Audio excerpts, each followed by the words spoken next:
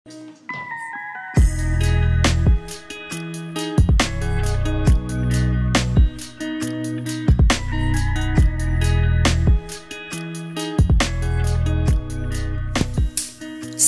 oameni dragi și bine ați venit pe canalul meu de YouTube. Astăzi vom face un cozonac. Mai întâi vom activa drojdia. Pentru asta am nevoie de 200 de ml de lapte călduț, 200 de ml de apă, la fel caldă. Am încălzit-o la microunde, un pliculeț de drojdie de 10 grame. Vedeți cât de simplu și cât de ușor se face această rețetă, și o lingură de zahăr. Amestec și las 15 minute să se activeze drojdia. Drojdia s-a activat. Dăm farfurile la o parte, vreau să vă și arăt. A format această spumă. Cum? Am să-i pun 5 gălbenușuri și un ou întreg. Am să-i adaug esență de lămâie, esență de vanilie,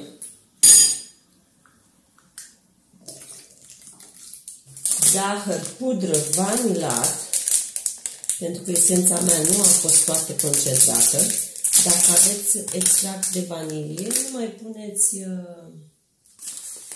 am să-i pun așa, o lingură generoasă. Așa. Am să-i mai pun încă o lingură de zahăr, pentru că ne dorim un aluat dulce. Coaja de la o portocală, de-aia am și lăsat astea să vedeți. Aici am 670 de grame de făină cernută, pe care am să o pun și pe ea, pe toată. Și un praf de sare. Cam așa. Amestec totul cu o lingură. Amestecăm până când formăm un aluat. Am amestecat cu lingura până am ajuns în stadiul acesta. Așa trebuie să arate aluatul. Acum vreau să-l pun pe masă. Presar puțină făină pe masă și îl mai frământ și pe masă puțin. Dacă aluatul mai cere făină, mai puneți o mână. Consistența aluatului, îl vedeți, este ușor moale. Și în momentul când îl amestecați cu lingura, dacă mai cere făină, mai puneți și îl frământăm, dar nu foarte mult, cât să îl formăm într-o bilă compactă. Este foarte pufos, foarte aerat. Așa. Nu ne dorim să avem un aluat tare. Atenție mare, nu trebuie să fie un aluat tare. El încă se va mai lipi puțin așa, așa și trebuie. Și acum secretul este să-l mai frământăm cu puțin ulei. Punem pe masă puțin ulei. Nu contează că e făină. Luăm așa nu știu cum să spun, vreo 30 de grame de ulei. Punem așa pe el, ne muiem și mâinile și mai frământăm puțin și cu ulei. Nu cu unt, cu ulei. O să vedeți și untul când va intra în acțiune. Toată procedura asta nu durează mai mult de 5 minute. Cel mai rapid cozonac și cel mai gustos. Și așa trebuie să arate. Da? Îl vedeți, este ușor lipicios. Acum, punem puțin ulei în vas, nu foarte mult, și să ungem. Și îl lăsăm la crescut timp de 2 ore sau până când el își dublează volumul. Și asta e tot cu aluatul. Și îl lăsăm 2 ore la odihnit. M-am apucat de umplutură. Aici am 5 albușuri care le-am bătut spumă cu 150 de grame de zahăr. Mi-am pus stafidele la deshidratat, puțin așa, le las cam vreo 10 minute. Iar acum vreau să-mi tai nuca. Mie nu-mi place nuca măcinată în cozonac, îmi place așa bucăți mai mari, așa că o voi tăia la cuțit, bucățele mai mari să se simtă prin cozonac. Adăugăm acum nuca, așa arată nuca tăiată, v-am zis că mie așa îmi place mai mare, și 4 linguri de cacao. Și la urmă vom pune stafidele scurse bine. Aluatul a crescut considerabil. Ne-am pregătit aici puțină făină. Haideți să vă arăt cât de frumos a crescut aluatul. Ia uitați dumneavoastră, ia priviți cât de frumos a crescut.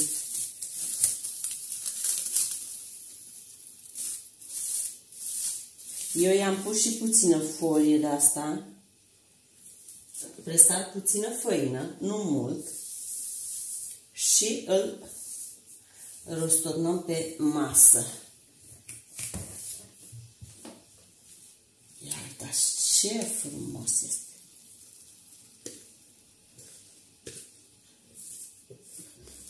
Foarte frumos! El este un aluat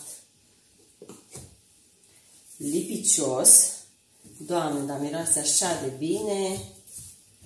Îl tai în 4, după care în 12 bucăți și formez biluțe.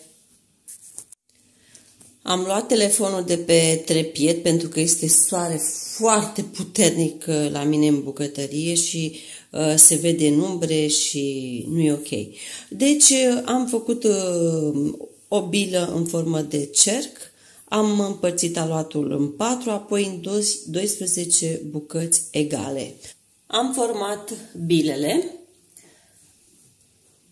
fac o foaie așa, mă ajut doar de făină, deci dacă aluatul este prea moale să lipește, presărăm făină și pe blat și deasupra, și după care îi punem unt la temperatura camerei. După cum vedeți aici, eu am întins deja o foaie, iau din unt, îl pun aici și cu ajutorul unei linguri îl distribui așa, că nu este musai să fie peste tot. Îl distribui bine, cu o mână nu pot eu acum, dar ați înțeles ideea. Deci în felul acesta se pune untul la acest aluat. Am terminat biluțele de uns cu unt, acum vreau să le las 15 minute și am să le acopăr cu o hârtie de coc. După ce s-a odihnit aluatul în forma aceasta, întind, acum lucrez cu ulei, nu mai lucrez cu făină. Pun puțin ulei pe masă, așa, ca să pot să întind aluatul. Și îl rostorn cu sus în jos. Și cu ajutorul mâinilor îl întind puțin și îl dau în două. Este un aluat plin de bule, plin de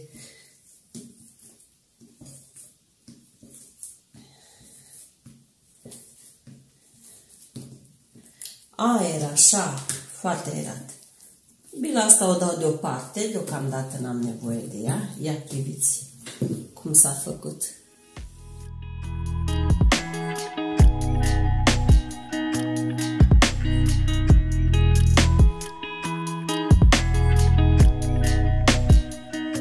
Am pus compoziția, am pus-o puțin mai greu pentru că eu am nuca mai întreagă, iar acum voi pune stafidele deshidratate.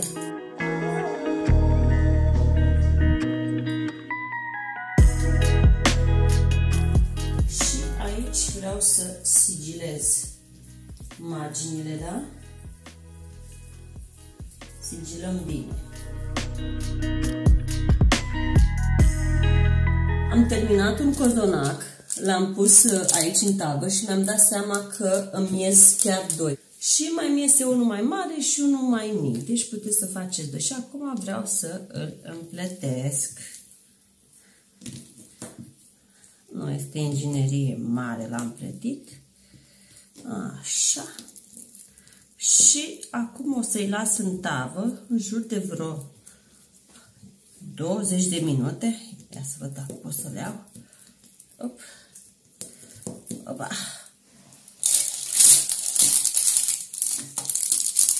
Și mai las în tavă la crescut, am să-i acopăr vreo 20 de minute, după care am să-i bag la cuptor la 160 de grade pentru vreo 50-60 de minute. Voi băga scobitoarea în ei. Mi-am pregătit aici un gălbenuș de ou și puțin lapte. Amestec foarte bine ca să ung cozonacii. Hai să vedem și cât au crescut cozonacii în 20 de minute. Wow! Ungem frumos cu ou peste tot. Așa. L-am uns cu ou și iau așa în câteva degete și presar pe el zahăr brun. Îl voi coace în jur de 50-60 de minute cu verificare. Voi băga scobitoarea și voi vedea dacă s-a copt. Ia uitați-l pe ăsta cât de mare este cu el la cuptor. Cozonacii mei sunt gata. Ia priviți cum arată, dragilor. Doamne, cât de bine miroase. Ia uitați cât de mari sunt. V-am zis, pentru că nu am mai avut încă o tavă de asta, am pus o tavă mai mare și am îmbrăcat niște doze în staniol și așa l-am pus la cuptor. Dragile mele, a venit momentul mult așteptat să vedem cum a ieșit în interior cozonacul nostru. Revoluționar. Deci, încă o dată specific, nu este compoziția de cozonac clasic. Asta este o invenție de-a mea și sper să vă placă. După cum vedeți, l-am lăsat acoperit cu un prosop să se înmoaie puțin. Puteți să îl serviți cald sau rece, depinde cum vă place. Dar vreau să vă arăt și ați văzut că m-am chinuit cu tăvile. N-am avut tăve egale, dar ia uitați cât de mare este. Vreau să-l întorc pe toate părțile să-l vedeți. Cea mai simplă și cea mai rapidă rețetă de cozonac în felul acesta. Dacă veți urmări videoclipul meu pas cu pas, cu siguranță vă va ieși un astfel de cozonac. Ce are acest cozonac? Ce are? Și ați văzut cât de repede l-am făcut. Nu este nevoie să-l mai frămânți cu orele. Frământarea lui nu a durat mai mult de 5 minute. Și un mare aspect la acest cozonac este că nu este înnecăcios. Ați văzut, a doua zi el devine înnecăcios. Nu, acesta este fraged, exact ca și un croissant. Nici nu știu pe care să-l rup. Nu știu, cred că am să rup pe ăsta mai mare. Ia să vedem. Ia uitați cât de moale este. Dragile mele, nu mai are nevoie de nicio prezentare. Vreau să vă gândiți că eu am făcut școala de cofetar patiser, știu multe secrete și vă invit cu toată inima să încercați această rețetă. De-aia, uitați cât de pufos este. Nu mai are un cozonac, nu va ieși niciodată așa. Acesta este un cozonac revoluționar, cu durată de coacere, de pregătire foarte mică. Uitați ce face. Eu zic să nu mai lungesc vorba și să vă spun doar atât. Încercați-l acasă și lăsați-mi în comentarii cum v-a ieșit. Miroase ca un cozonac, dar gustul este mult mai bun ca un cozonac.